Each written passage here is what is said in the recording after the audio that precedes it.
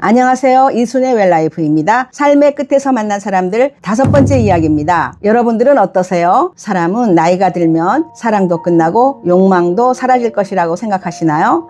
저 역시 젊은 시절에는 그렇게 생각했습니다.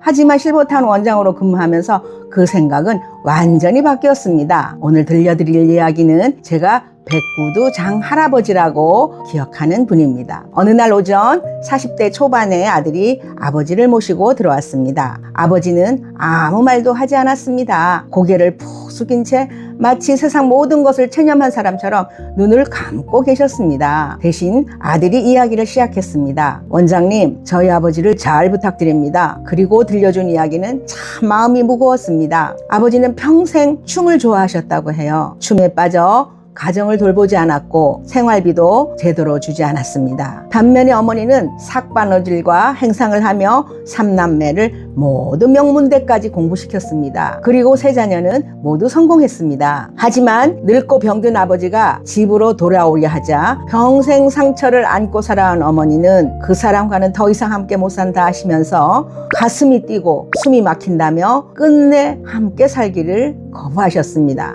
결국 자녀들은 돈으로라도 아버지에 대한 도리를 하겠습니다 라며 아버지를 실버타운에 모셨습니다. 처음 한 달 동안은 백구두 장할아버지는 아무와도 어울리지 않았습니다. 식사만 하고 복도 창가에 멍하니 서 있거나 방에서도 천장만 멍하니 바라보며 하루를 보내셨습니다.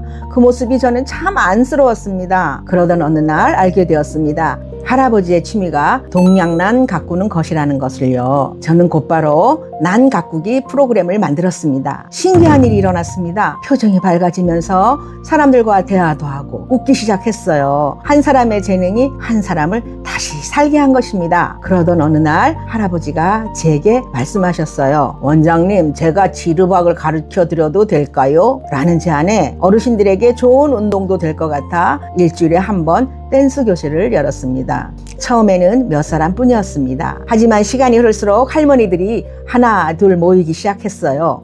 음악이 흐르고 손을 잡고 웃으며 춤을 추는 시간이 실버타운에서 가장 기다려지는 시간이 되었습니다. 그런데 예상치 못했던 일이 벌어졌습니다. 질투가 시작된 것입니다. 아니, 왜 저 사람 손만 오래 잡아줘?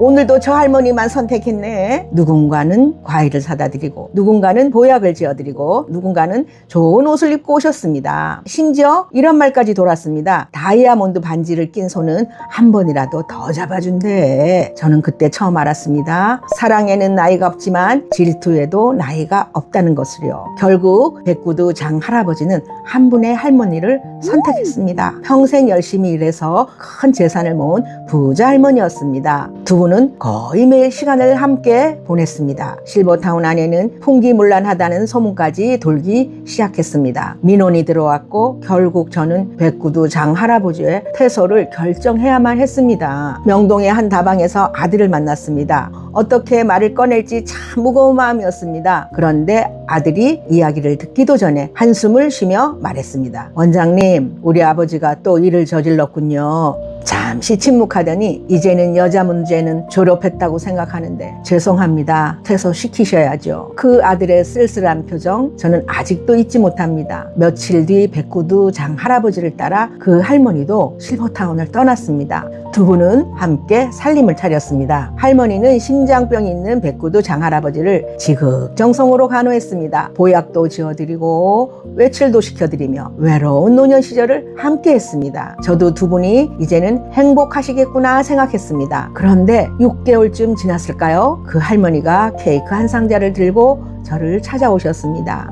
조용히 웃으면서 말씀하셨습니다. 원장님, 장 선생이 젊은 다방 마담과 살림을 차렸어요. 순간 저는 아무 말도 할 수 없었습니다. 평생 돈만 벌며 자신을 위해 살아본 적이 없던 할머니. 노년에 처음으로 사랑을 선택했는데 그 사랑은 또다시 배신으로 끝났습니다. 이 일을 겪고 난 뒤 저는 오랫동안 생각했습니다. 왜 사람은 같은 실수를 반복할까? 그러다 사람은 살던 대로 살다 죽는다 라는 책을 읽으며 깊이 공감하게 되었습니다. 사람은 마지막 순간에 갑자기 다른 사람이 되는 것이 아니라는 것을요. 평생 살아온 모습이 것이 노년에도 이어지고 마지막 순간에도 드러납니다. 책임감 있게 살아온 사람은 끝까지 책임을 다하려 하고, 배려하며 살아온 사람은 마지막까지도 남을 먼저 생각하는 것입니다.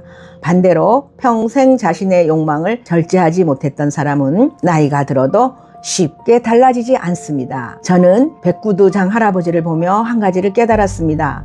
사람은 늙어서 변하는 것이 아니라 살아온 모습이 더욱 선명해지는 것입니다. 그래서 저는 웰다잉 강의를 하며 늘 이렇게 말씀드립니다. 죽음을 준비하는 것은 죽는 연습이 아니라 오늘을 바르게 살아가는 연습입니다. 내일의 죽음은 오늘의 삶이 만들고, 노년의 모습은 젊은 날의 습관이 만듭니다. 메멘토 모리, 죽음을 기억하십시오. 카르페 디엠, 오늘을 소중히 사십시오. 아모르 파티, 내 삶을 사랑하세요. 그렇게 살아갈 때 우리의 마지막도 분명 아름다워질 것입니다. 지금까지 이순의 웰라이프 삶의 끝에서 만난 사람들 5번째 이야기였습니다. 감사합니다.